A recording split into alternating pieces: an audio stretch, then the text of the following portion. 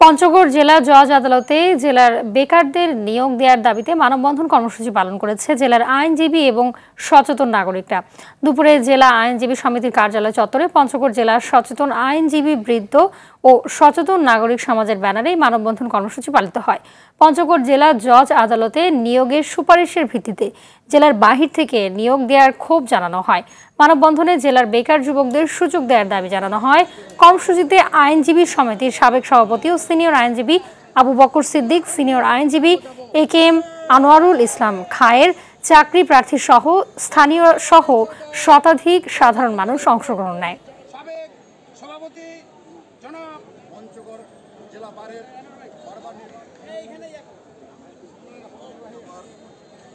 জেলা জজ আদালত দীর্ঘদিন ধরে জনবল পঞ্চগড় জেলা জজ কোর্টে ইতিমধ্যে আপনারা জানেন